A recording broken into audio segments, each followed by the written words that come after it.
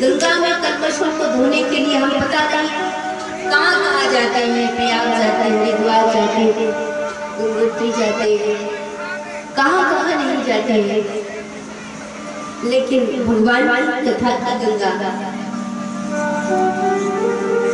भक्ति की इस गंगा में डुबकी लगाने और सच्ची अर्थों में एक भगवान के लिए भरोसा पैदा हुआ, जिसमें डुबकी लगाता है, वो गंगा है प्रभु की कथा की गंगा, हरि कथा की गंगा।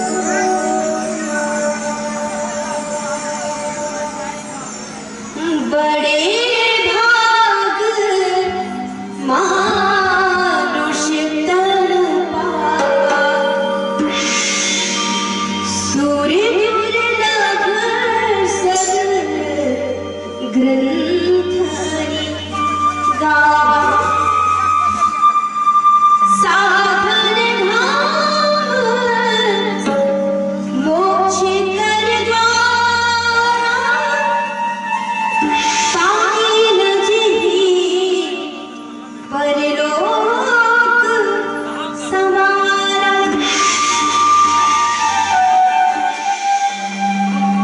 बहुत भाग्य से मिलता है मनुष्य का शरीर, कुछ अच्छे कर्म रहे होंगे, कुछ अच्छा जीवन रहा होगा कि भगवान ने हमें ये मानव शरीर दिया, वरना तो कुछ और भी बना सकता था, कुत्ता बिल्ली बंदर कुछ भी बना सकता था, लेकिन उसने हमें क्या बनाया, क्या बनाया, मनुष्य बनाया, मानव बनाया। तो ये बहुत बड़ा उसका उपकार है प्रभु का। हम भगवान से कहते हैं प्रभु हम पे कृपा कर दो, हम पे कृपा कर दो, हम पे कृपा कर दो, और भगवान कहता है तू कितना मूर्ख है, तू आके मेरे से कहता है कि मुझ पे उपकार कर दो। अरे कितना बड़ा तो तेरे पे उपकार कर दिया कि तुझे मनुष्य का शरीर दे दिया, ये कृपा क्या कम है, ये कृपालुता क्या उसकी जो उसने हमें कृपा करी हमारे ऊपर, ये क्या कम है कि मनुष्य बना दिया हमें, मनुष्य बन गए, मानव देह मिल गई, लेकिन फिर किस में लग गए, दुनिया के धंधों में लग गए, माया की फेरा फेरी में लग गए, भूल गए। ये मोटर गाड़ी उसने दी कि मेरे तक आना इस पे बैठ करके, लेकिन हम क्या करते हैं, इस मोटर गाड़ी को कहाँ कहाँ नहीं ले जाते, गड्ढों पे ले जाते, कीचड़ में ले जाते, नालियों में ले जाकर रखते हैं। भगवान कहते हैं ये मोटर क्या इसीलिए दी थी तेरे को, ये शरीर इसीलिए दिया था तो ले जाकर इसको कीचड़ और गड्ढों में भटकता फिर। लेकिन हम वहां मनुष्य शरीर की व्यर्थता को उत्पाद कर देते हैं कि अगर हमने इस मानव जीवन में परमात्मा का नाम न ले पाया, अगर इस मानव जीवन में हमने सत्कर्म नहीं कर पाया, तो हमारा जीवन वृथा और निरर्थक है।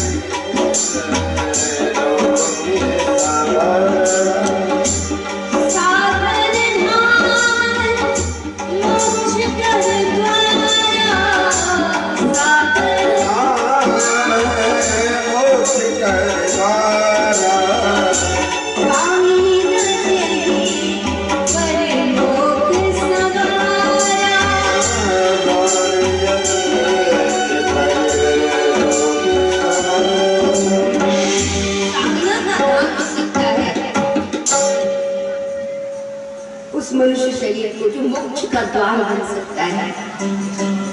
फिर भी हम अपने लोक को भी बिगाड़ रहे हैं और अपने परलोक को भी बिगाड़ रहे हैं। सारा जीवन 24 घंटे निरर्थक कामों में लगे हैं, लेकिन जो सार्थक है उस सार्थक को जान ही नहीं रहे, असार को समेट रहे हैं और सार को दूर कर रहे हैं।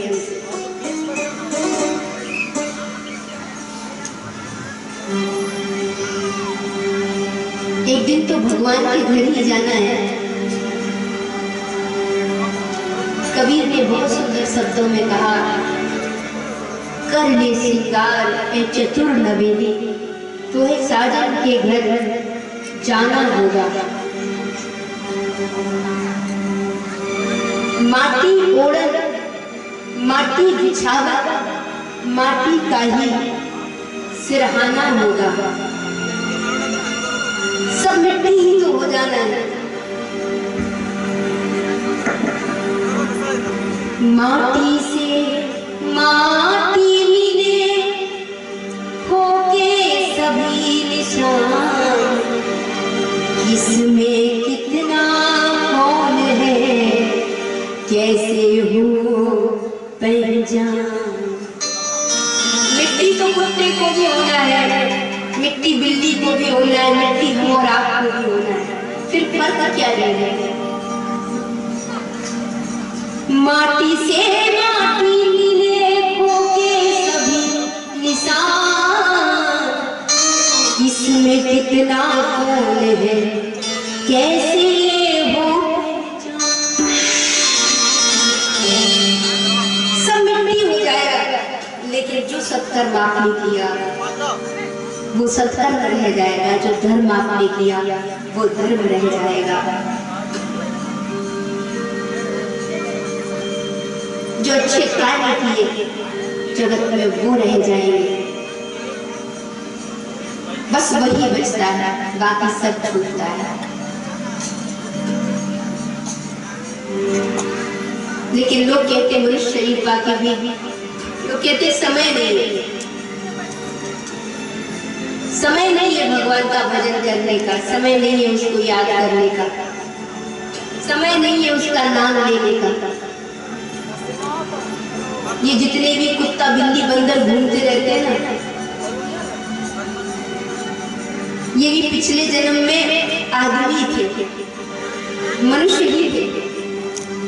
लेकिन कोई क्या था, कोई डॉक्टर था, कोई इंजीनियर था, कोई व्यापारी था, कोई दुकानदार था, कोई सेठ था, कोई साहब था। जब इनसे कहा जाता था कि अरे कुछ इन धंधों में ही लगे रहोगे, कुछ भगवान का भजन कर लो, तो वो कहते थे कि समय नहीं है हमारे पास। अब समय नहीं था तो धंधों में ही लगे रहे, धर्म कभी पाया ही नहीं, धर्म तक कभी पहुंच ही नहीं पाए, धर्म को कभी जिया ही नहीं। तो भगवान कहता अब अगले जन्म में इसको कुत्ता बिल्ली बंदर बना दो। अब इसके पास टाइम ही टाइम होगा, अब इसके पास समय ही समय होगा। फिर चारों तरफ की फटकार मिलती है, चारों तरफ की फटकार मिलती है और तब रोता फिरता है। इसलिए मनुष्य शरीर जो मिला ये परमात्मा ने हमारे और आपके ऊपर कृपा की है। उस कृपा को जो व्यर्थ मत जाने, जीवन में अच्छे कर्म, इस संसार को हम कुछ देकर के जाएं। यहाँ से कुछ लेकर के कभी कोई नहीं गया और न जा पाएगा। हाँ, इस जगत को कुछ देकर जा सकते हैं। इसलिए जो सोचने में ये हमेशा लगे रहते धंधे में, माया की फेरी में, वो उनको देख के लगता पता नहीं ये क्या क्या गठरी बांध बांध करके ले करके जाएंगे। लेकिन कभी कोई इस दुनिया में कुछ लेकर के नहीं गया, इस जगत से कुछ लेकर के नहीं ले आया। तो फिर क्या समेटना, सिर्फ आनंद के हर पल को जीना है। लेकिन यहाँ हर व्यक्ति विशिष्ट बनने की होड़ में लगा है। हर व्यक्ति प्रतिष्ठित होने की होड़ में लगा है, हर व्यक्ति महत्वाकांक्षी हो रहा है। इस दुनिया में जो जितना प्रतिष्ठित, जितना नाम वाला, जितना बड़ा बनने की कोशिश में, जितनी महत्वाकांक्षा को पाल करके दौड़ भाग कर रहा है ना, वो उतना ही अंधेरों की तरफ जा रहा है। और जो जितना सरल हो रहा है, जितना सरल हो रहा है, जितना सहज हो रहा है, सत्य स्वयं उसके द्वार तक आ जाता है।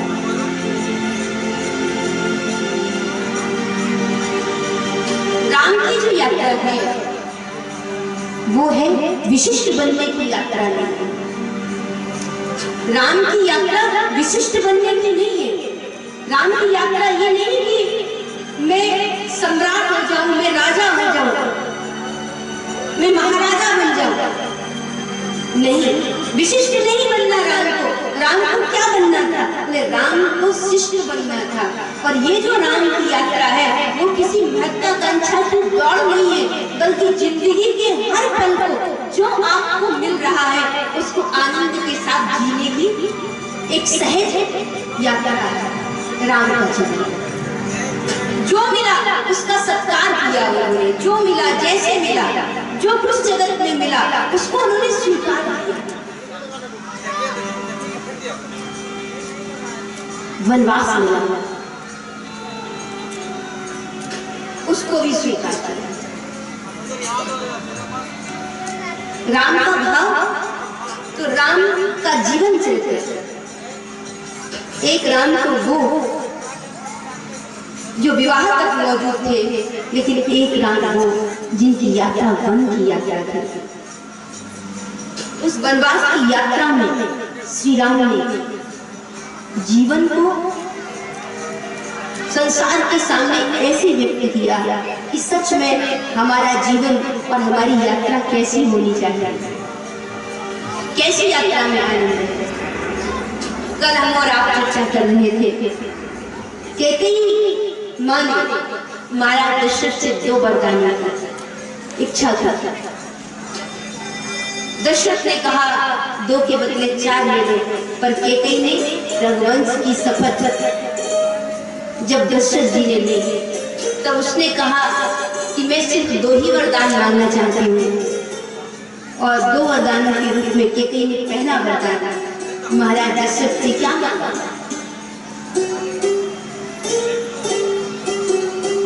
सुनहु प्राण प्रिय भावत जी का, सुनहु प्राण प्रिय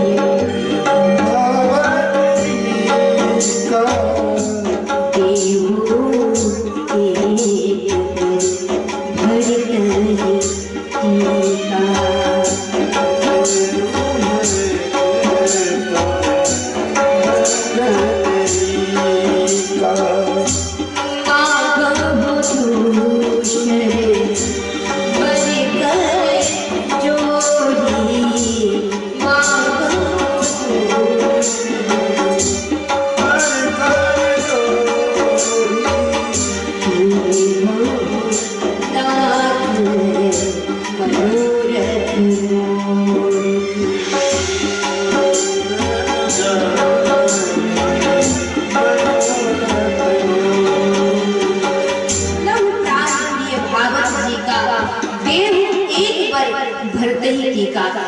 पहला वरदान कैकेयी ने मांगा, महाराज अगर आप मुझे दे रहे हो तो पहला वरदान मांगती हूँ कि आप भरत का राज तिलक कर दीजिए। इतनी सारी योद्धा की तैयारियां, इतना बड़ा उत्सव, राम की राजा बनाने की तैयारी, और यहाँ कैकेयी कह रही है कि पहला वरदान राम की जगह आप चाहते हैं कि राम राजा बने, लेकिन मैं चाहती हूँ कि मेरा पुत्र भरत राजा बने। कैकेयी जो महाराज दशरथ के प्रति अभी क्रोध दिखा रही थी, क्योंकि जब दशरथ जी आए थे तो कैकेयी बहुत गर्व थी, बहुत क्रोध में थी। मंथरा के अंदर लोभ था, मंथरा के अंदर लोभ था, और लोभ ये था कि मैं दासी हूँ। उनका बेटा भरत जब राजा बनेगा तो निश्चय ही राजमाता की दासी होने का लाभ मुझे ज्यादा मिलेगा। तो मंत्रा के अंदर लोभ है, केकई के अंदर क्या है? वे केकई के अंदर जो मंत्रा ने केकई को भड़काया, उस कारण से केकई के अंदर क्रोध था। तो क्रोध है, लोभ है, और लोभ और क्रोध दोनों मिल गए। केकई के अंदर का स्वार्थ जग गया और केकई ने पहला वरदान भरत के लिए राजदंड मांग लिया।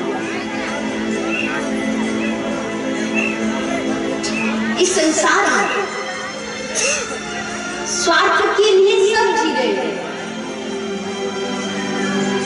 लेकिन कहते हैं ना कि अपने लिए तो सब जी सकते हैं और जी रहे हैं। अपने लिए तो पशु भी जी लेता है, खा लेता है, अपना गुजारा कर लेता है, अपना पेट भर लेता है, लेकिन जो परमात्मा के लिए जीता है तो अपने लिए जीना और एक दूसरों के लिए भी जीना। स्वार्थ, यद्यपि संसार स्वार्थ पर टिका है, यहाँ लोगों को वही प्रिय लगता है जिससे स्वार्थ जुड़ा हुआ है। जिससे कोई स्वार्थ नहीं वो प्रिय भी नहीं लगता, जिससे स्वार्थ नहीं लोग उससे संबंध भी नहीं जोड़ना चाहता। केकई के अंदर प्रबल रूप में स्वार्थ चल चुका था और केकई ने उस स्वार्थ के कारण से राम को भरत के लिए राजतिलक मांगा, भरत के लिए राजतिलक मांग लिया और फिर दोनों हाथ जोड़ करके कहा, महाराज अब दूसरा वरदान मांगती हूँ। पहला वरदान, सुनहु प्राण प्रिय भागवत जी का, सुनहु प्राण प्रिय भागवत जी का, देहु एक बड़े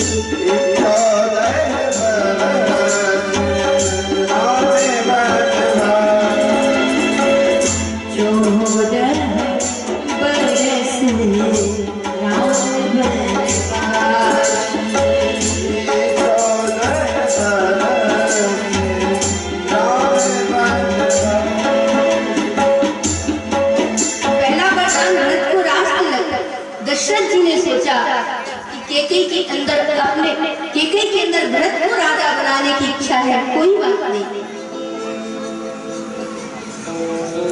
राम की जगह में भरत को राजा बना दूंगा।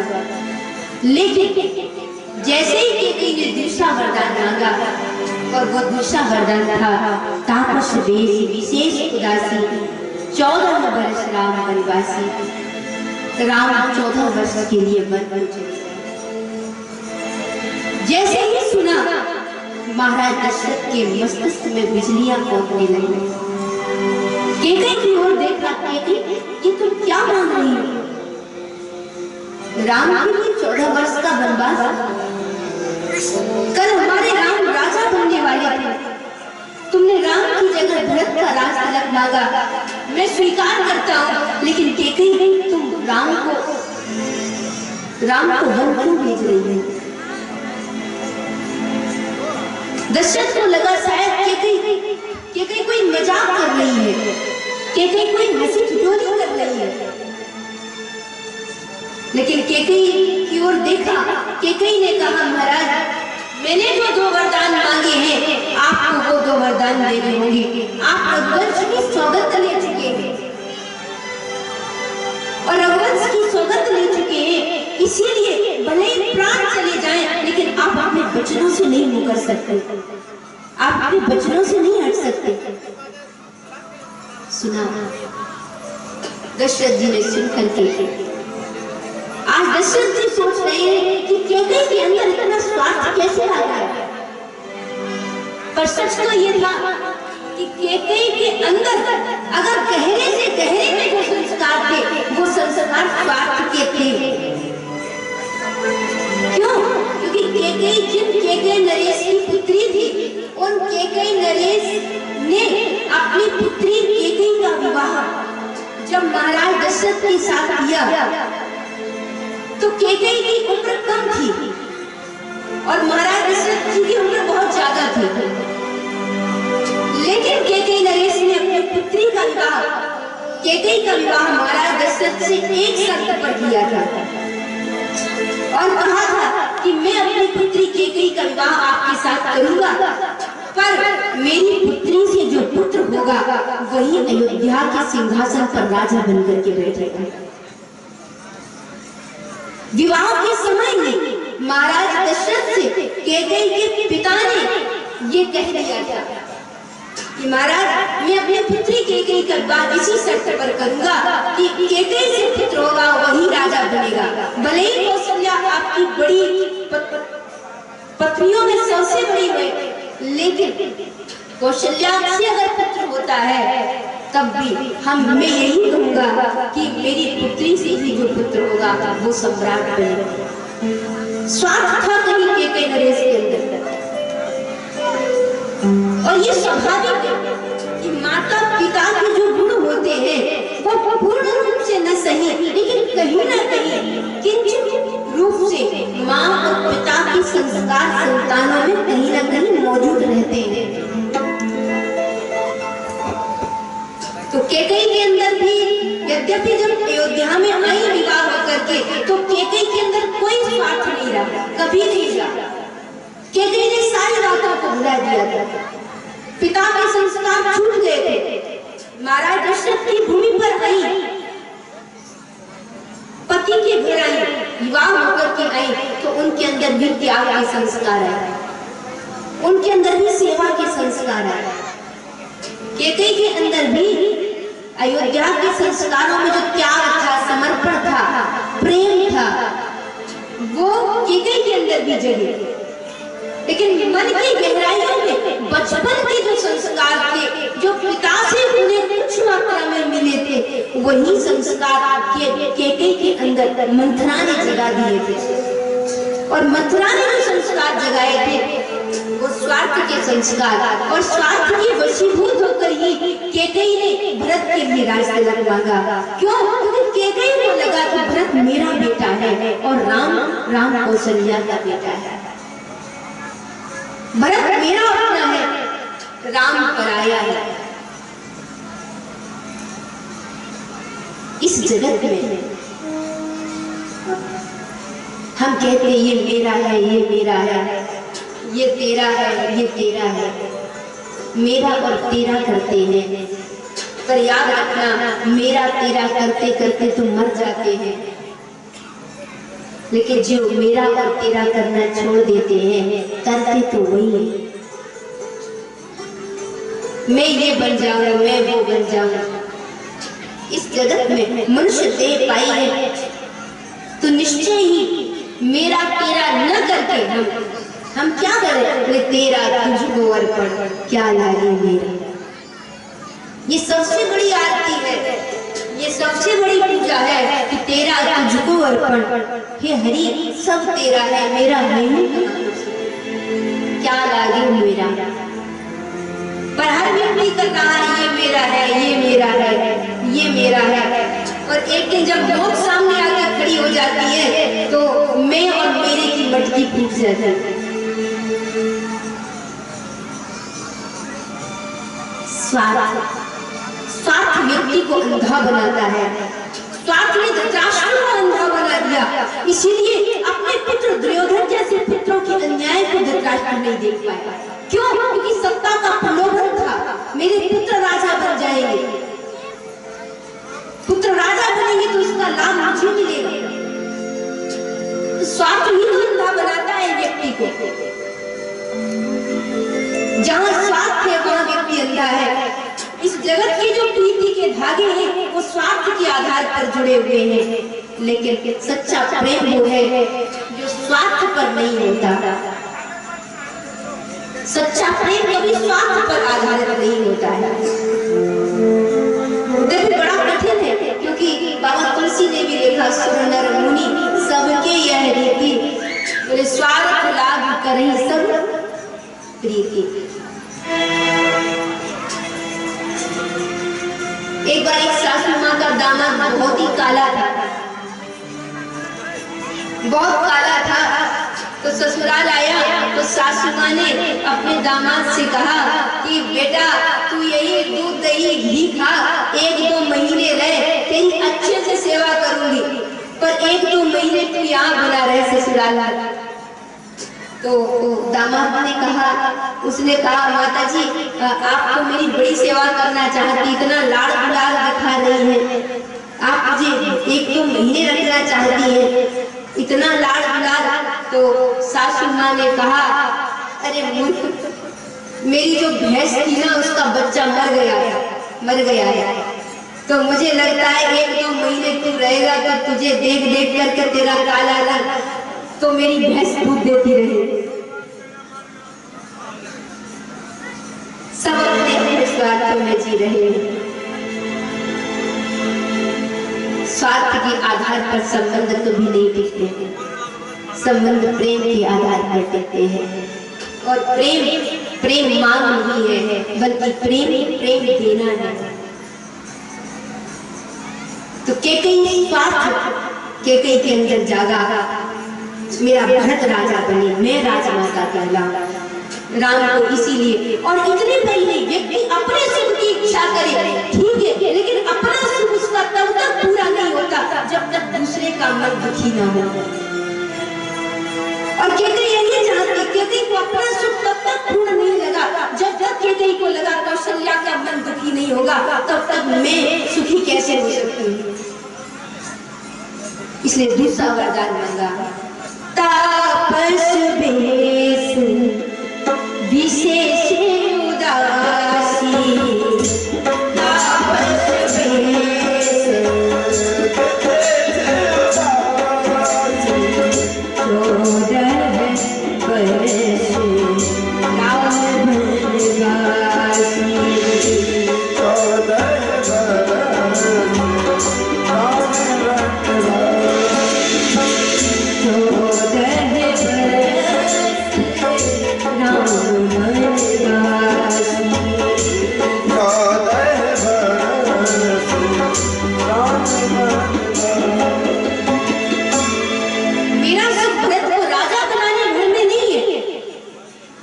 केकई के जीवन से तो यही लगता है कि केकई का सुख अपने बेटे को राजा भर बना देने से नहीं है, बल्कि केकई का सुख कौशल्या के बेटे को वन में दर दर भटकने में ही कहीं ज्यादा महसूस हो रहा है। ये स्वार्थ के कारण केकई की बुद्धि में बिगाड़ आया। तो जब ये 2 वरदान मांगे, दशरथ का हृदय व्यथित उठा। केकई तुम ये क्या मांग रही हो? तुम तो राम से इतना प्रेम करती, राम के बिना एक क्षण भी नहीं रह सकती थी। केकई वही तुम आज राम के लिए 14 वर्ष का वनवास मांगा है, राम ने तुम्हारा क्या बिगाड़ा है? केकई ने सुना, केकई ने कहा, महाराज आप राम को साधु कहते हो, आप राम को अच्छा बताते हो, राम से प्रेम करते हो, लेकिन क्या भरत आपका बेटा नहीं है? क्या राम ही आपका बेटा है? सुना दशरथ के नेत्रों में अश्रु आ गए। केकई तुम ये क्या कह रही हो?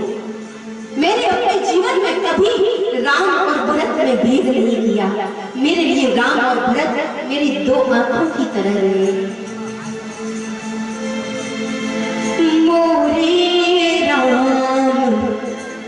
भरत दुइया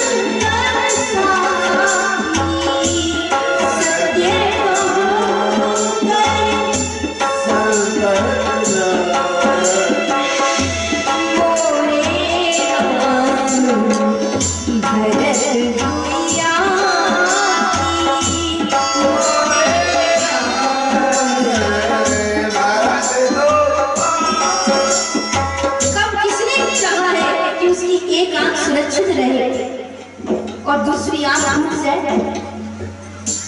मैंने भी राम और भरत ने कभी भेद नहीं किया, लेकिन केकई कहां से सोच रही है? केकई की बुद्धि में भेद है। अगर केकई की बुद्धि में भेद न होता तो केकई की दृष्टि बड़ी होती और केकई वहां से सोचती। कहां से? जहां केकई को राम और भरत अपने और कौशल्या के पुत्र के रूप में नहीं बल्कि दशरथ के बेटों के रूप में दिखाई देते। तब राम और भरत में वो कोई भेद न करती, लेकिन केकई के अंदर जो भेद बुद्धि है वो ये है कि वहां केकई वहां से नहीं देखती, दशरथ से नहीं देखती, केकई अपनी और कौशल्या से देखती है। भरत मेरा बेटा है, राम कौशल्या का बेटा है। भरत अब मेरा अपना है, राम पराया है। और यही मेरे और तेरे ने यही अपने और परायेपन ने राम राज्य को लाते लाते 14 वर्ष के लिए टाल दिया। राम राज्य, क्योंकि राम का राज्य अभिषेक होने वाला है, लेकिन राम राज्य 14 वर्ष के लिए क्यों टला? उसका कारण था केकई के अंदर स्वार्थ, मेरे तेरे और भेद बुद्धि का जागरण। जीवन में यही स्वार्थ बिगाड़ा करता है, लेकिन राम ने उस स्वार्थ को भी जीता। राम ने केकई के हृदय को भी जीता। केकई दे चुकी थी राम को प्रकाश, भरत के लिए राजतिलक मांग लिया।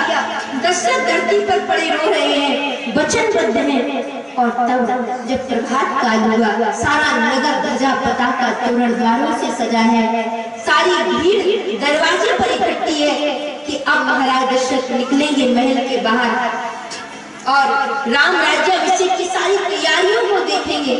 अभी थोड़ी देर में हमारे राम राजा बनेंगे, सिंहासन पर बैठेंगे, आरती के थाल सजाए जाएंगे, मंगल आरतियां गाई जाएंगी, जय घोष होगा, जयकार होगा, सब सोच रहे हैं। लेकिन द्वार पर जब आज दशरथ नहीं निकले, सूर्योदय हो चुका है, पहली किरण पड़ चुकी थी, लेकिन दशरथ जी नहीं निकले। सारी भीड़ दरवाजे पर प्रतीक्षा कर रही थी। आज तो राम के राजतिलक का दिन है, लेकिन आज महाराज क्यों नहीं निकले?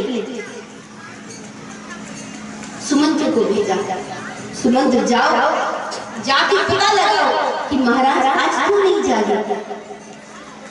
सुमंत्र अंदर गए, किसी ने बताया महाराज केकई के महल में है। वहां पहुंचे तो दशरथ जी धरती पर पड़े थे, मुकुट सही पड़ा था, आंखें रो रो करके लाल थी, मूर्छा की सी अवस्था थी।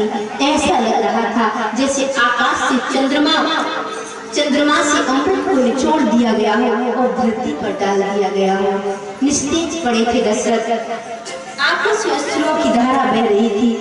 जैसे ही सुमंत्र ने देखा अपने महाराज को, चरणों में प्रणाम किया, महाराज आपकी ये दशा कैसे है? रो पड़ी महाराज दशरथ। सुमंत्र को गले से लगा लिया, डबडबाई आंखों से देखा, कुछ बोल नहीं पाए। और तब केकई इतने में बोली, सुमंत्र जी महाराज को राम से कुछ काम है, आप राम को बुला करके लाइए। सुमंत्र ने कुछ उत्तर नहीं दे पाया, सीधे उन्हीं कदमों से बाहर निकले। सारी अयोध्या की प्रजा ने घेर लिया सुमंत्र जी को। महाराज क्यों नहीं जागे? आज राज तिलक का इतना बड़ा महामहोत्सव है और महाराज अभी महल से बाहर भी नहीं निकले। सारी तैयारियां हो चुकी हैं, ढोल नगाड़े बज रहे हैं, लेकिन दशरथ के हृदय को चुभ रहे हैं। आज प्रार्थना कर रहे हैं आकाश की ओर, सूर्य नारायण भगवान को कह रहे हैं सूर्य आप उदित मत होना, क्योंकि अगर आज आप उदित हो गए तो मेरे जीवन का सूर्यास्त हो जाएगा, मेरा राम घर चला जाएगा। रोते रोते महाराज दशरथ ने सर पटक दिया। सुमंत्र बाहर आए हैं, सारी प्रजा को धीरज दिया, बोले अभी मैं राम को लेने जा रहा हूँ, अभी कुछ नहीं कह सकता। लोग डर गए, पता नहीं क्या हुआ है महल में, कहीं कुछ अनिष्ट तो नहीं हुआ। सीधे राम के पास पहुंचे सुमंत्र। राम जी ने देखा आज सुमंत्र जी आए हैं, दोनों हाथ जोड़ लिए, कहा तारा आप इसलिए आए हैं? सुमंत्र जी ने कहा राम जल्दी चलिए, महाराज आपको याद कर रहे हैं, विलंब मत करिए। जैसे ही ये कहा राम ने सुना, सुमंत्र के चेहरे को देखा, राम ने जान लिया पिताश्री ने मुझे याद किया है तो जरूर कोई विशेष काम है। प्रभु श्री राम ने वस्त्र भी नहीं बदले, उन्हीं वस्त्रों में महल से बाहर निकले, सुमंत्र के साथ चल दिए। आज सारा नगर देख रहा है, आज तो राम राजसी पोशाक में निकलने चाहिए थे, लेकिन राम उन्हीं वस्त्रों में हैं। आज आखिर क्या हुआ? राम भी थोड़े भागे से सुमंत्र के पास साथ चले जा रहे हैं, और जैसे ही महल में प्रवेश किया महाराज दशरथ की दशा को देखा। पिताश्री के चरणों में प्रणाम किया, माँ कैकेयी के चरणों में प्रणाम किया। प्रणाम करके आज पिता की इस दशा को देखा, नेत्र सूजे हुए हैं, लाल है आंखें, चेहरा कुमलाया है, मूर्छित अवस्था में है, बस राम राम राम राम रट लगाए हैं। ये देखा, कैकेयी माँ की ओर देखा, माँ पिताश्री के कष्ट का कारण क्या है? पिताश्री इतने दुखी क्यों है? और तब कैकेयी ने कहा राम तुम्हारे पिता के दुख का कारण तुम हो। राम ने कहा पिताश्री के दुख का कारण मैं? तो कहा हाँ राम तुम्हारे पिताश्री दुखी हैं, उसका कारण है कि तुम्हारे पिता तुमसे विशेष प्रेम करते हैं, और आज मैंने तुम्हारे पिताश्री से 2 वरदान मांग लिए हैं। पहला वरदान भरत को राज तिलक, और दूसरा वरदान तुम्हें 14 वर्ष का वनवास। बस तुम्हारे लिए वनवास सुनकर तुम्हारे पिता की ये दशा है। जैसे ही राम ने सुना, आज प्रभु श्री राम माँ कैकेयी की ओर देखा, माँ इतनी छोटी सी बात के लिए पिताश्री ने इतना दुख जताया, इतनी छोटी सी बात के लिए। अरे ये तो मेरा सौभाग्य है। राम ने बगैर एक क्षण गवाए आज माँ कैकेयी के चरणों में वंदन करके कहा, माँ ये इस पुत्र का सौभाग्य है कि इसे पिता के वचनों का पालन करने का अवसर मिल रहा है, इसे माँ की आज्ञा के पालन करने का अवसर प्राप्त हो रहा है।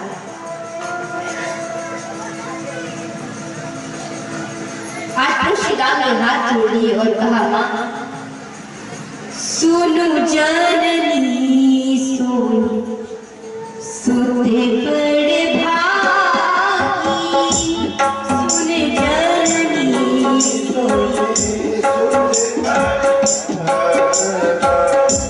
जो भी तुम्हारो बचने अनुरागी,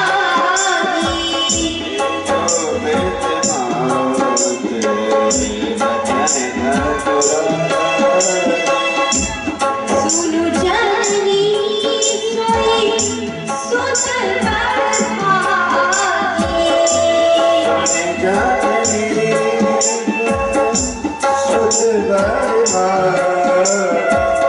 जो भी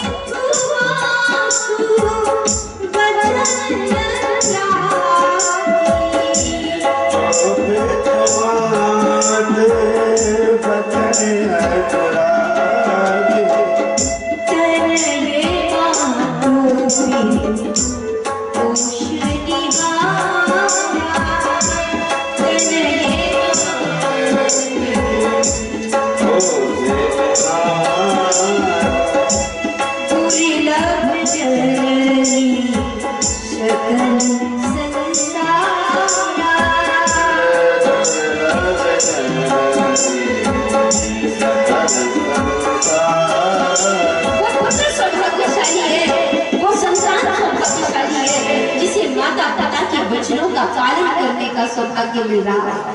माँ, ये मेरा सौभाग्य है, ये मुझे अवसर मिला है सेवा करने का, ये अवसर मिला है वचनों को पूरा करने का, ये अवसर मिला है माता पिता के चरणों में श्रद्धा और विश्वास देने का। इससे बढ़कर और क्या होगा मेरे लिए? ऐसा अवसर मिल जाए ये संतान के लिए दुर्लभ है। धन्य है श्री राम जिन्होंने इतनी बड़ी बात आई। सुन जननी सोई सुत बड़ भाई। यहाँ राम ने, मैं हमेशा कहूंगी, प्रभु श्री राम ने यहाँ कैकेयी को जननी कहा। कैकेयी को क्या कहा?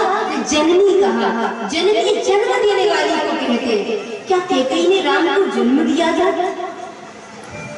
नहीं, राम को जन्म देने वाली तो कौशल्या थी, लेकिन राम ने कैकेयी को जननी कहा। सुनो जननी सोई सुते बड़े भागी, जो पितु मातु वचन अनुरागी।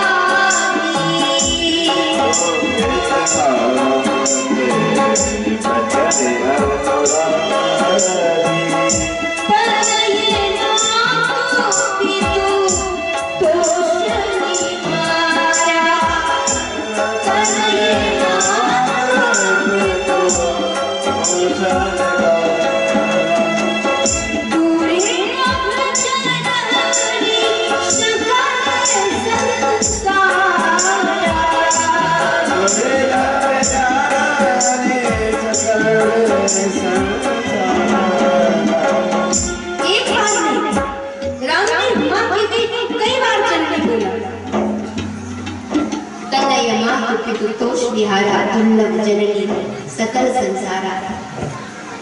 बार बार जननी कहा। क्यों कहा? क्योंकि राम ने आज जाना। राम ने कहा माँ, एक राम को जन्म देने वाली तो माँ कौशल्या है। वो राम जो अयोध्या की 4 दीवारों में कैद था, उस राम को जन्म देने वाली माँ कौशल्या है। लेकिन जो राम विश्व के आंगन में खेलेगा, उस राम को जन्म आज तुम दे रही हो। इसलिए कैकेयी आज एक नए राम को जन्म देती है, जहां दीवारों को गिरा दिया, सारे विश्व को एक आंगन बना दिया। राम को अयोध्या में कैद नहीं किया। कैकेयी को कई बार हमें लगता है, और अगर सहज रूप में देखा जाए तो हम कैकेयी को दोष देते हैं कि कैकेयी ने राम को वनवास दिया, स्वार्थ आया, अपना पराया बनाया। लेकिन राम ने कभी नहीं माना। राम ने ये कहा कि माँ, आपसे बेहतर मुझे किसी ने नहीं जाना। क्यों? क्योंकि सारा अयोध्या चाहता था कि मैं अयोध्या का राजा बनूं, लेकिन एक आप थी जिन्होंने चाहा कि मैं केवल अयोध्या का राजा न बनूं, बल्कि विश्व में हर व्यक्ति के हृदय का राजा बनूं। ये आपने चाहा है, इसलिए आपने मुझे वन मांगा। यही कारण था कि उन्हीं कैकेयी से जब चित्रकूट में राम मिले, तो राम ने मां कैकेयी को गले से लगाया था, हृदय से लगाया था, और कैकेयी से पूछा था कि मां, आपको मेरी सबसे ज्यादा याद कब आई थी?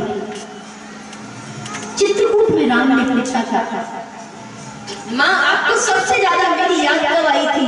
और तब कैकेयी ने कहा था, राम मुझे सबसे ज्यादा तुम्हारी याद तब आई जब तुमने एक क्षण बिना दबाए मेरी तुम्हारे लिए वनवास मांगा, और तुमने बगैर कोई प्रश्न किए तुम 14 वर्ष के लिए वन चले आए। तब मुझे लगा कि जिस राम को मैंने पराया माना था, उस राम ने एक बार भी मुझसे नहीं पूछा था कि माँ, आप मुझे किस अपराध के कारण से वनवास दे रही हो। एक बार भी प्रश्न नहीं किया था। और दूसरी ओर जिस व्रत को मैंने अपना माना था, मेरे उसी व्रत ने मुझे अपशब्द कर दिया। इसलिए माँ कैकेयी ने कहा, राम आज मुझे पता चला तुम सच्चे अर्थों में मेरे अपने हो। और वहां चित्रकूट में राम ने कैकेयी को गले से लगाया। सारी माताओं को तो प्रणाम किया था, लेकिन कैकेयी को प्रणाम भी किया था और गले से भी लगाया था, हृदय से इसलिए लगाया था कि माँ मेरे हृदय की बात को कोई नहीं समझ पाया, लेकिन इस राम के हृदय की बात को सिर्फ आपने समझा था।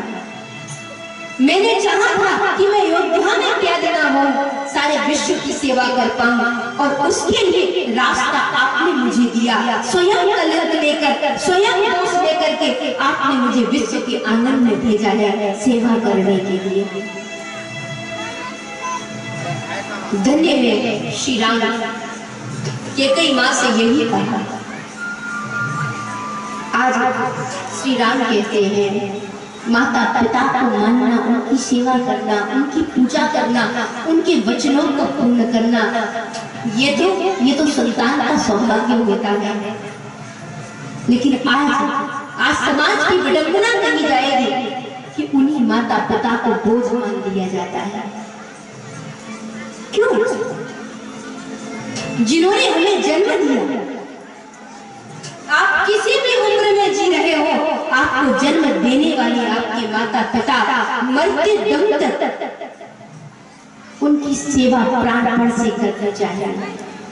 लेकिन आज उनको बोझ माना जाता है। आज जितने वृद्धाश्रम, आज आप देखो कितने सारे वृद्धाश्रम खुल गए, जहाँ माता और पिता को ले जाकर के वृद्धाश्रमों में बेटे संतान वहां छोड़ करके आती है, स्वयं सेवा नहीं करते।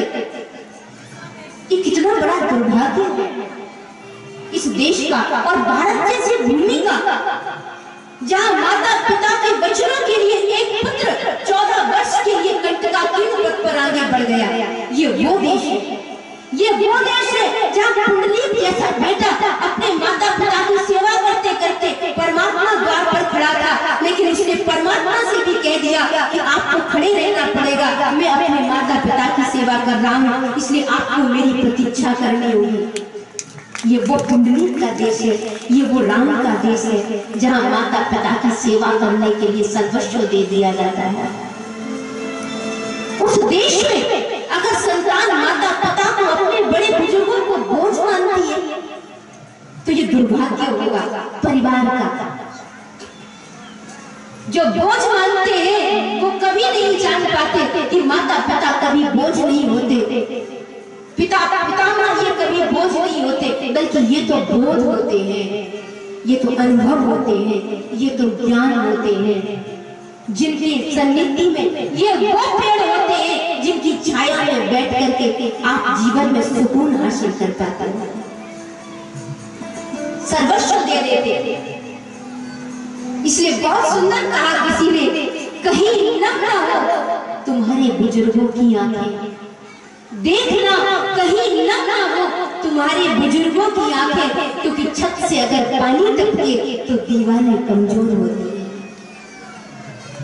अनमोल बुजुर्गों की बातें, अनमोल बुजुर्गों का कहना, अनमोल बुजुर्गों की बातें, अनमोल बुजुर्गों का कहना, उस चीज की कीमत क्या पूछो जो चीज पुरानी होती है।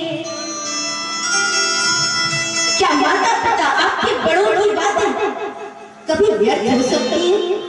नहीं, उनके मुख से जो बोल निकल रहा है उनसे अनमोल दुनिया में कुछ हो ही नहीं सकता।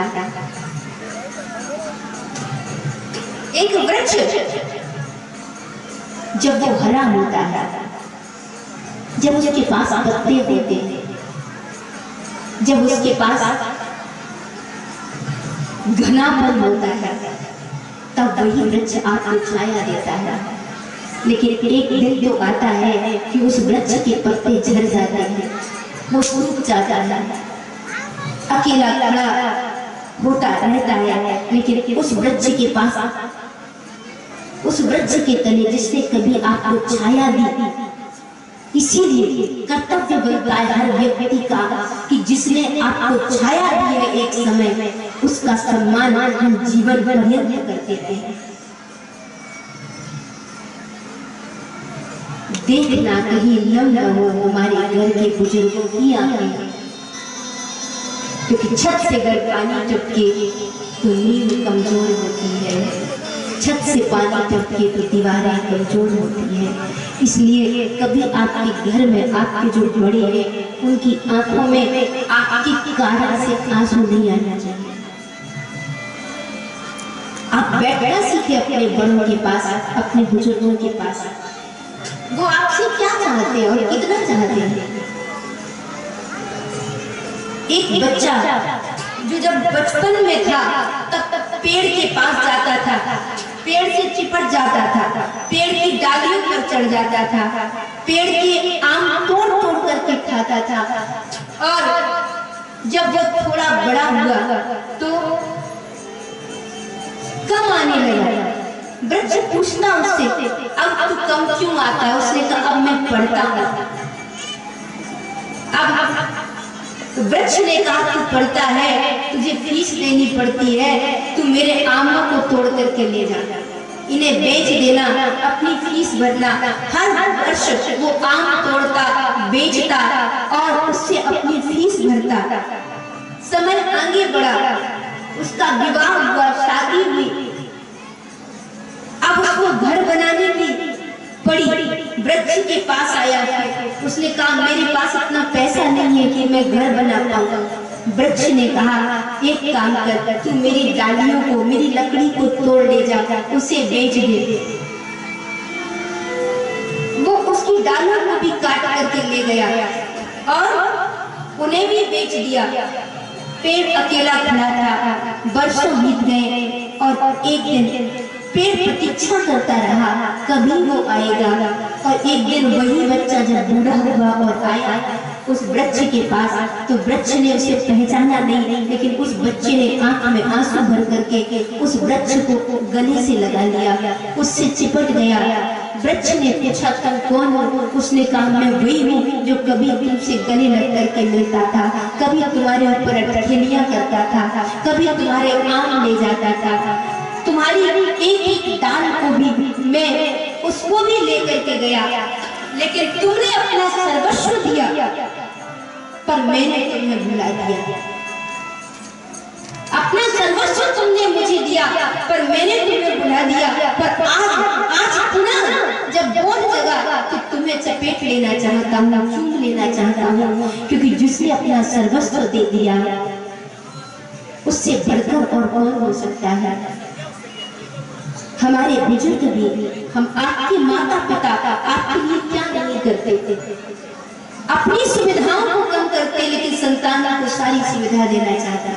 अपने सुखों को कम करते हैं, लेकिन अपने बेटे बेटियों को सारे सुख देना चाहता है, सब कुछ दे देना चाहते हैं, सब कुछ लुटा करके अपनी संतानों के चेहरे पर प्रसन्नता देखना चाहते हैं। पर वही संतान जब भूल जाती है, जरूरत के समय आकर के माता पिता का पता ढूंढती है बस, लेकिन जरूरत जब निकल जाती है तो फिर माता पिता की याद नहीं आती। और उस समय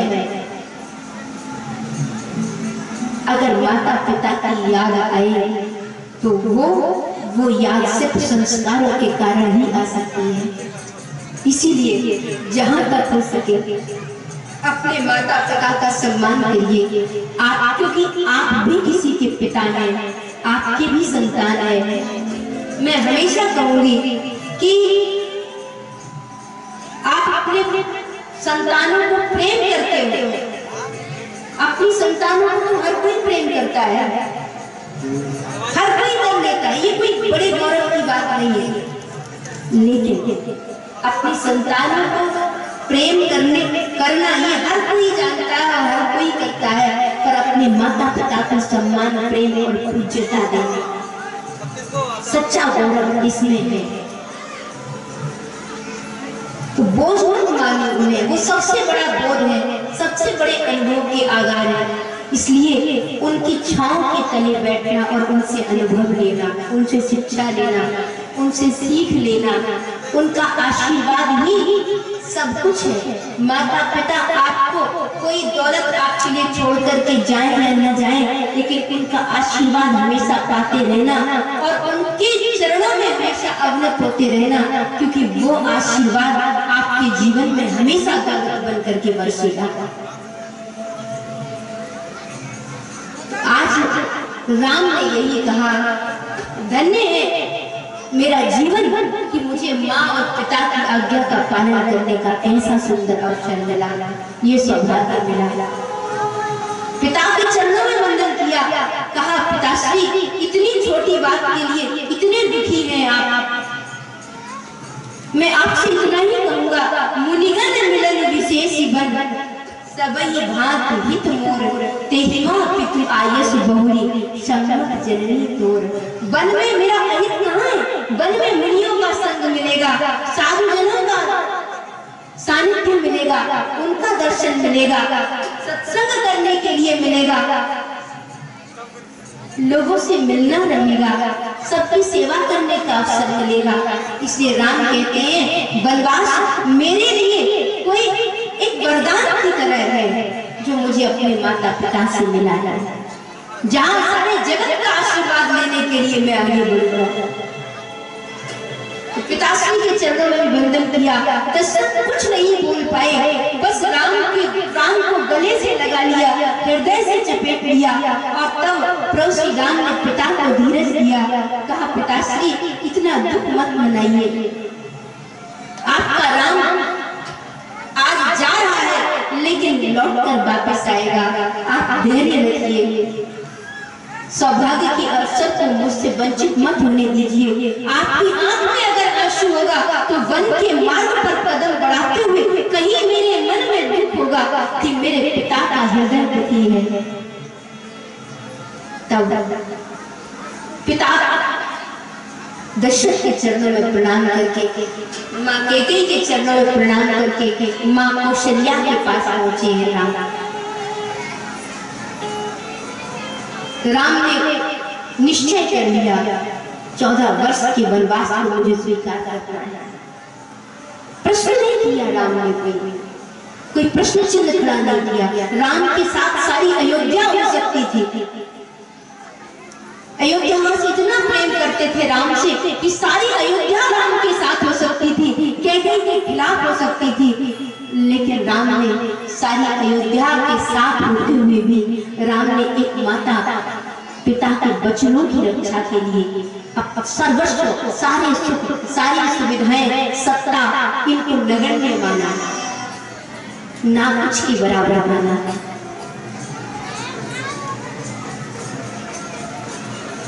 इस जिंदगी का एक उसूल है, जिंदगी की राह में याद रखना, जो फैसले कठिन होते हैं, मुश्किल होते हैं लेने में, सच में वही धर्म होते हैं, धर्म से युक्त होते हैं। जो फैसले लेने में व्यक्ति को मुश्किलें आए, समझना वही कुछ बेहतर हो पा रहा है। राम ने अपने सुख की इच्छा न रखते हुए यहाँ माता कैकेयी के सुख की इच्छा कर रखा, पिता के वचनों के, पिता के प्रण को पूरे करने की इच्छा को रखा, और इसीलिए पिता के सत्य की रक्षा हो और माँ कैकेयी के विश्वास की रक्षा हो। इसीलिए राम ने 14 वर्ष वन के लिए आगे बढ़ना स्वीकार किया। माँ कौशल्या के चरणों में पहुंचे, माँ पिताश्री ने मुझे अयोध्या का राज्य देने के स्थान पर मुझे वन का राज्य दे दिया है। पिता दीने मोहि कान निराज, पिता दीने मोहि पिता दीने मोहि कान निराज,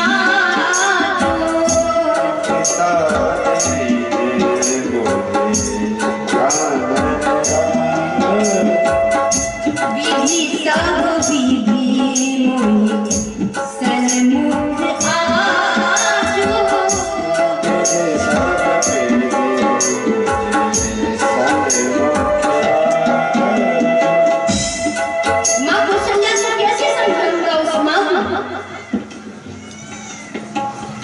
राम सोचती है माँ कौशल्या सुनकर कितनी दुखी हो जाएगी जब सुनेगी कि 14 वर्ष के लिए बन जाता है। एक माँ वो जिसका बेटा सिंहासन पर बैठने वाला हो, जिसका राज तिलक होने वाला हो, और उस माँ को बता दिया जाए कि तुम्हारा बेटा बन हो जा रहा है 14 वर्ष के लिए, तो उस माँ की हृदय की स्थिति को उसको कौन धीरज बना सकता है। लेकिन राम ने कितने माँ कौशल्या के सामने कितना हृदय से राम बोले, माँ एक राज्य छूट रहा है तो क्या हुआ, ये तो छोटा सा राज्य था अयोध्या का, तेरे बेटे को इतना बड़ा का राज्य मिल रहा है। यहाँ कुछ लोगों की सेवा करने का अवसर मिलता, वहाँ सारे विश्व की सेवा करने का अवसर मिलेगा। जब ऐसा कहा, और धन्य है माँ कौशल्या, माँ कौशल्या ने कहा राघव तुम बन जा रहे हो, अगर पिता ने कहा है सिर्फ तो पिता से बढ़कर के माँ होती है। इसलिए मैं तुमसे कहूंगी कि अगर महाराज दशरथ ने कहा है कि तुम वन चले जाओ तो मैं माँ हूँ, मैं कहूंगी कि तुम वन मत जाओ। लेकिन जब कौशल्या को पता चला कि कैकेयी ने कहा है कि राम का वनवास हो, तो माँ कौशल्या एक माँ वो धन्य है। एक कैकेयी थी जिसने अपने और परायपन का भाव रखा, और एक माँ है कौशल्या जिसने कितना गौरवान्वित किया अपने व्यक्तित्व को। कौशल्या कहती है राम अगर सिर्फ पिता की आज्ञा होती तो ये माँ तुम्हें बन जाने से रोक देती, क्योंकि माँ पिता से बढ़कर होती है। लेकिन मैं तुझे नहीं रोक सकती राघव, क्यों? क्योंकि माँ की आज्ञा के साथ साथ पिता की आज्ञा के साथ साथ माँ के वचनों की भी रक्षा करनी है। और कैकेयी तुम्हारी माँ है, और कैकेयी अगर चाहती है कि तुम्हें 14 वर्ष का वनवास हो, सिर्फ पिता चाहते मैं आज्ञा का उल्लंघन कर देती, तुम्हें रोक लेती, लेकिन माता पिता दोनों की आज्ञा है, इसलिए राम मैं भी तुम्हें बन जाने से नहीं रोक सकती। जो पीत मातु कहीं बन जाना, जो पीत मातु तो कानन शत अवधि समाना।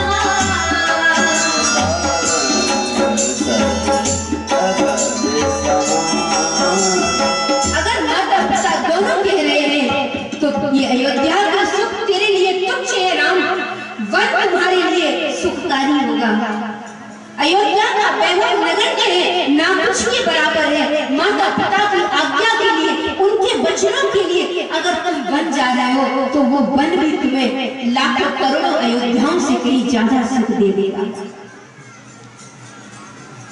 और राम ने जब सुना, धन्य है माँ कौशल्या, अपने बेटे के 14 वर्ष के लिए चले जाने के दुख को दबा करके, उन आंसुओं को पीकर के भी कौशल्या ने कैकेयी के मान को बढ़ाया, महाराज दशरथ के वचनों की रक्षा की।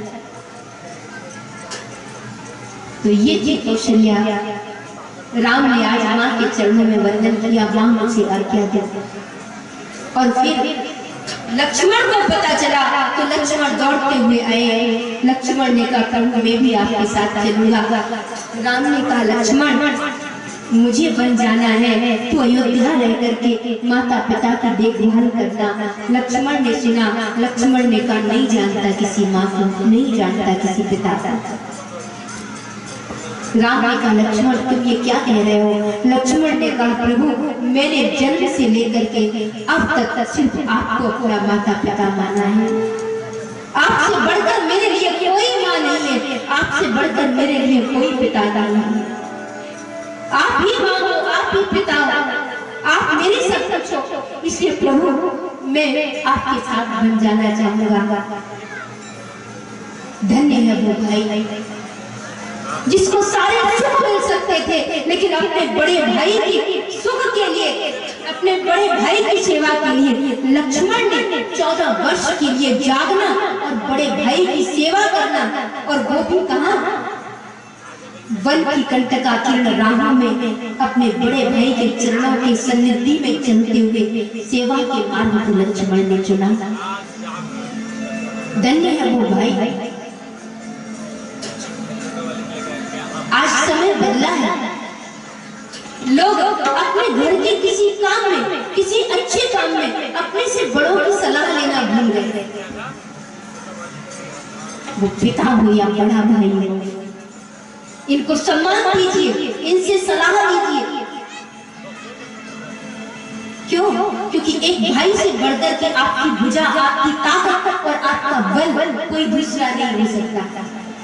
जितना विश्वास आप अपने से बड़े भाई पर जताते हो और जितना प्रेम आप अपने छोटे भाई पर लुटाते हो, निश्चय ही जहाँ भाई भाई को प्रेम करता है, जहाँ भाई भाई पर भरोसा जताता है, वही सच्चे अर्थों में राम राज्य आता है।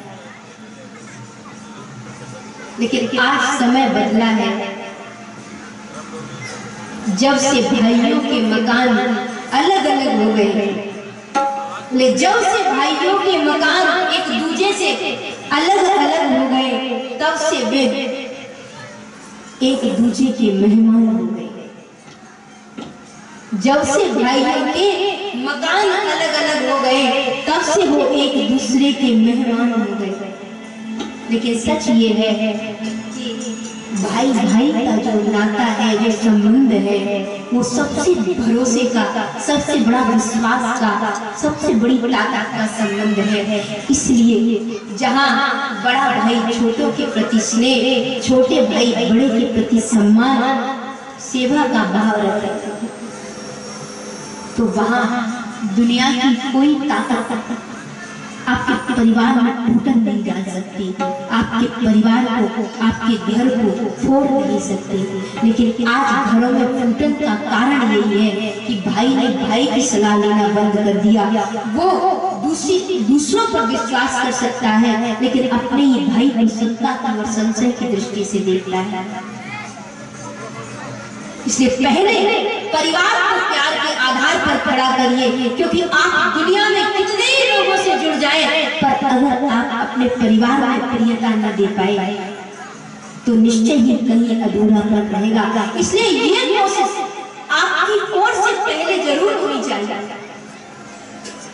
मैं ये नहीं कहती कि दुनिया में सब कुछ बेहतर ही होता है, लेकिन पहले हर व्यक्ति को अपनी ओर से करनी चाहिए। मत सोचिए कि सामने वाला आपको प्रियता दे रहा है या नहीं, आपको अपना बना रहा है या नहीं, लेकिन आपकी पहल हमेशा प्यार देने के लिए सबसे पहले होनी चाहिए। लक्ष्मण ने सारे नाते तोड़ दिए, मेरे लिए आप सब कुछ मोरे सबरी एक तुम स्वामी, मोरे सबरी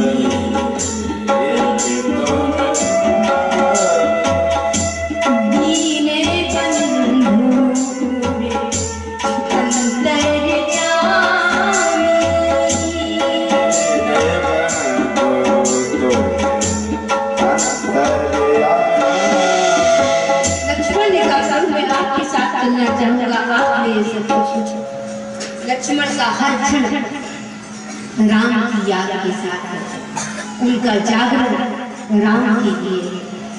धन्य वो व्यक्तित्व जो 14 वर्ष तक राम के लिए अखंड जागरण स्वीकार करते, इतना बड़ा समर्पण। हर सांस में वो सुमिरन भाव से सभी गाएंगे। हर सांस में हो सुमिरन तेरा, यूं बीत जाए प्यारे जीवन मेरा। हर सांस में हो तेरा, यूं बीत जाए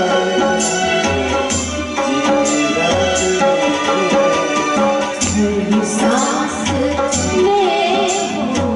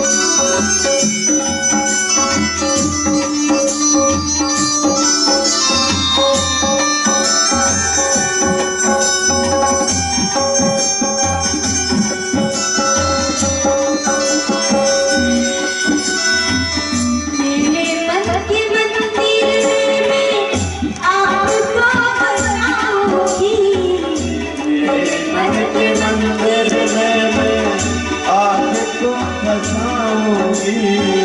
मेरे मन के दिल में आपको बसाऊंगी।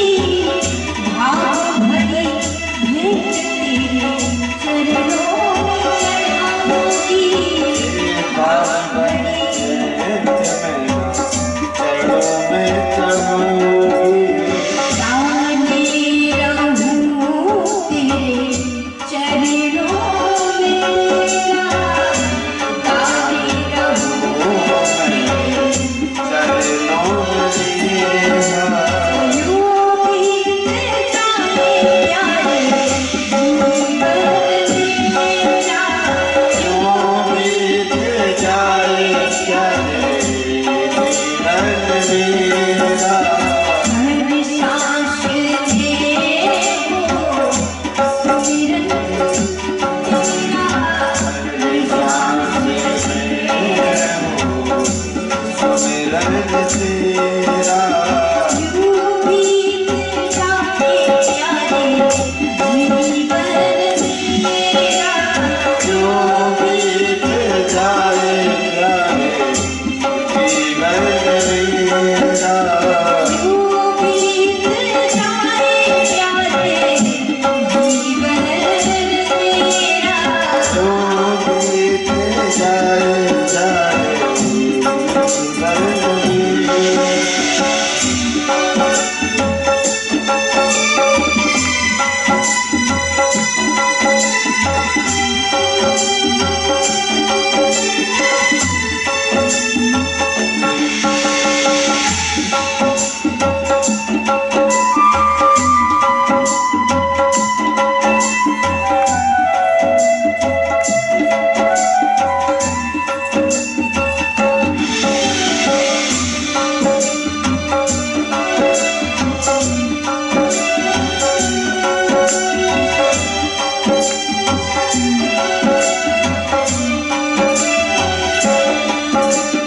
जो भी तेरा प्यारा हो मेरे मन का प्यारा हो। जो भी तेरा प्यारा है मेरे मन का प्यारा हो। मेरे सर का ताज मेरी अखियों का तारा हो। मेरे सर का ताज मेरी अखियों का तारा हो। जो भी तेरा प्यारा हो। जो भी तेरा प्यारा हो मेरे मन का प्यारा हो। जो भी तेरा प्यारा हो तू मेरे मन का प्यारा हो। मेरे सर का ताज मेरी अखियों का तारा हो। मेरे सर का ताज मेरी अखियों का तारा हो। सब में रहो सब में निहारूं तेरा रूप सुनहरा। सब में निहारूं तेरा रूप सलोना। यूं बीत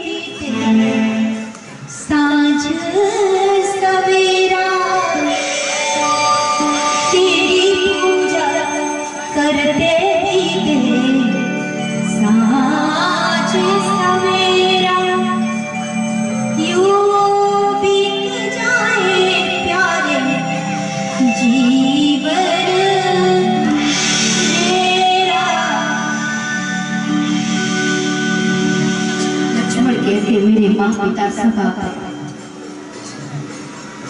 राम लेखा लक्ष्मण चल रहे हो तो कम से कम माँ से तो आके ले हो। लक्ष्मण माँ सुमित्रा के पास गए। माँ ने कहा लक्ष्मण राम ने क्या कहा था? लक्ष्मण ने कहा राम जी ने कहा था कि आप माँ से आज्ञा ले आओ। सुमित्रा हंस दी और कहा लक्ष्मण तू माँ से आज्ञा लेने भेजा था तुझे राम ने, तो तू मेरे पास क्यों आ गया? तुझे तो सीता के पास जाना चाहिए था, क्योंकि सीता ही तेरी माता है लक्ष्मण। धन्य है वो माँ जिसने आज बेटा जिस राह पर चल रहा था उस पर भरोसे के साथ बेटे की उंगली को उस माँ के साथ जोड़ दी जो सच्चे अर्थों में माँ है। तू इस माँ के पास क्यों आ गया? सीता ही तेरी माता है, राम ही तेरे पिता है। लक्ष्मण जा और कभी ये मत सोचना जीवन में कि तू राम की सेवा करने के लिए जा रहा है, तू राम की सेवा के लिए अपना जीवन दे रहा है। ये मत सोचना, बल्कि सौभाग्य बनाना कि तुझे सेवा देने के लिए और तेरे सौभाग्य को बढ़ाने के लिए मेरा राम 14 वर्ष के लिए वनवास जा रहा है। ये तेरा सौभाग्य है, तेरे सौभाग्य के लिए तुझे सेवा का अवसर मिले, इसीलिए राम वन बन जा रहा है। ऐसा सोचना, तब तेरी सेवा में कभी प्रमाद नहीं जागेगा, तब तेरी सेवा में कभी अभिमान नहीं आएगा, अहंकार नहीं आएगा कि एक भाई की सेवा के लिए मैंने संसार के सारे सुखों को त्यागा, तब तुझे इस बात का अहंकार नहीं होगा। लक्ष्मण इसलिए सौभाग्य तेरा है ये कि तुझे अवसर मिल रहा है भाई की सेवा करने का, वो तेरे पिता है। लक्ष्मण चलने को तैयार, माँ सीता चरणों में बैठी, कौशल्या के चरणों में बैठी है, जमीन कुरेद रही है, आंखें नीचे है। मैं कैसे कहूँ माँ से? सीता जानती यद्यपि धर्म कहता है कि माँ पिता की सेवा के लिए मैं रहूंगा, लेकिन सीता जी जानती है अगर मैं राम जी को छोड़कर अयोध्या में रही भी तो फिर मेरे प्राण तो राम के साथ चले जाएंगे, फिर शरीर के पड़े रहने से भी क्या होगा। कीर्तन प्राण की केवल प्राणा, कीर्तन प्राण की केवल प्राणा। सीता की आंख में आंसू, आप पता नहीं ये शरीर और प्राण दोनों राम जी के साथ जाएंगे या सिर्फ प्राण ही राम के साथ जाएंगे। कीर्तन प्राण की केवल प्राणा, विधि कर तब कछु जाहि न जाना। प्राणनाथ तुम बीनु जाग माही, मोह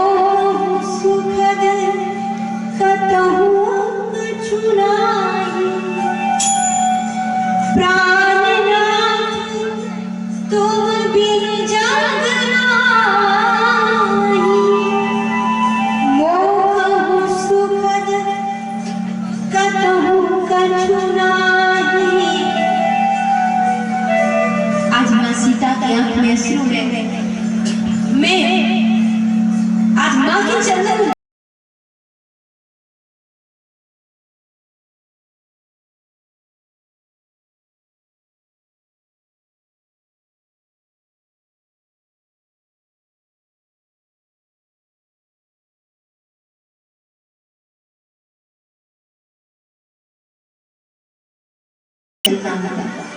सच में कांटे उन्हें कहाँ चुभ सकते हैं जो प्रभु के चरणों के पीछे चलते हैं। प्रभु के चरणों के पीछे पीछे जो चलते हैं वो जीवन में उन्हें कब काट